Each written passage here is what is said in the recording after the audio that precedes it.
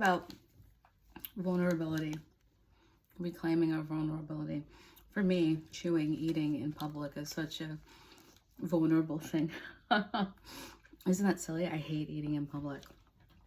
It's from my childhood. I grew up with such a huge problem with like eating and my relationship with food. Oh my God. For me, it's a part of vulnerability to like be able to eat in front of other people. To even admit that I am hungry is a huge step. Like if I tell you, if you hear me say the words, I'm hungry, I trust you. Isn't that silly?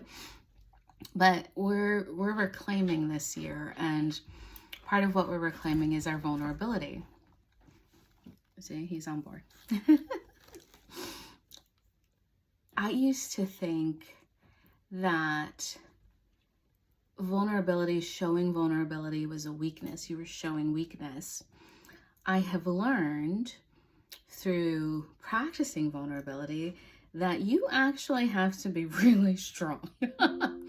You have to be really confident, really comfortable, and very strong to be able to be vulnerable in front of other people, because you're really putting yourself out there, and those other people, you don't know how you're going to be received, right? They could totally reject you in a way that, like you've never been rejected before. So to be vulnerable around others, number one, you do need to be in a comfortable environment where you feel safe, and you really have to be confident in who you are. And for a long time, I was not that person. I definitely thought vulnerability was a weakness. Like, I'm not gonna show nobody what like my vulnerable side. Get out of here. Thinking that I was so strong that I'm not gonna put myself out there like that because I'm strong. I don't need to do that. Meanwhile, no, you're not strong until you do that. And what's crazy is that that's how you better connect with people, by being vulnerable, by, showing them that side of you allows them to get to know you better, allows you to have a better relationship with them. But you'll never do that if you're putting up that, I'm not putting myself out there like that, thinking you're strong, when really the strength comes from knowing when to be vulnerable, when to open yourself up. That is crazy hard. That is so hard to do. Oh man. And if you're not in the right environment, it's painful too. Sometimes it's a good test, right? I mean, personally, professionally, if you're putting yourself out there and you're being constantly rejected, people aren't accepting you, they're putting you down, making you feel bad just for being yourself, just for trying to be vulnerable, that is not the place for you. And that is professionally or personally, right? In either instance, if you're not accepted for who you are, it's not a good place to be, right? So you need to evaluate that. But yeah, I've definitely learned that by opening myself up, it's made me stronger. It's made me a better person for sure. And it's strengthened the relationships that I have with certain people, because there was always a bit of a wall up, a bit of a separation between me and others. And don't get me wrong, I still have that with some people. Those people who aren't going to, make a safe space for me, I'm not going to be vulnerable around them, because I've learned that they're not the right people for me.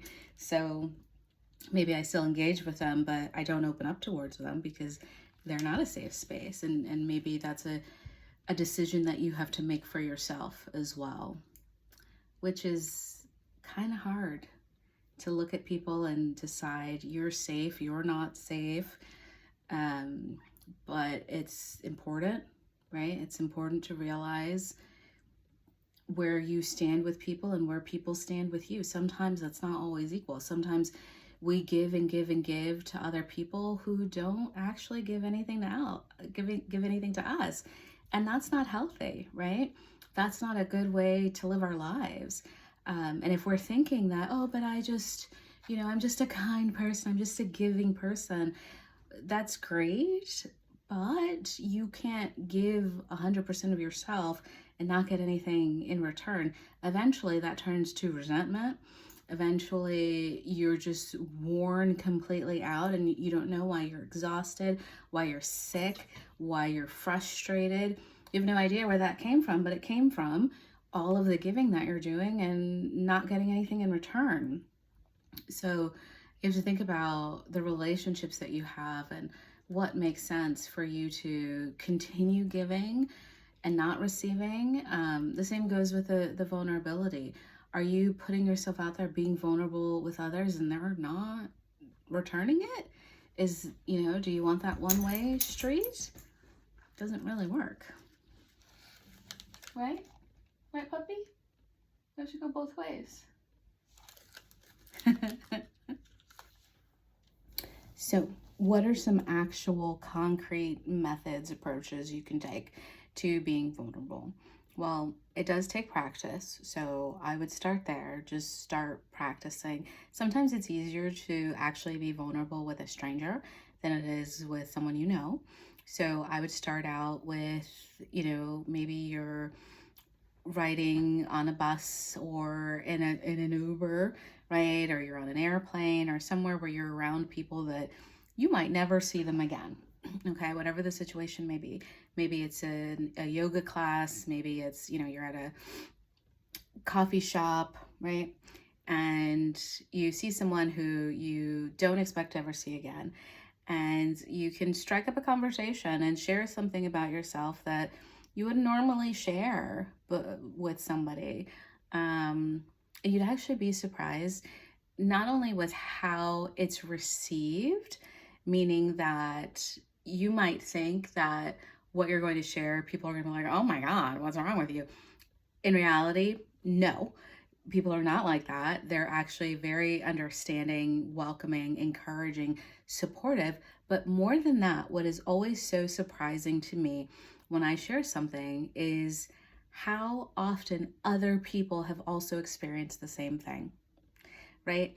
And that's the beauty of being vulnerable, putting yourself out there, is that you're not alone, right?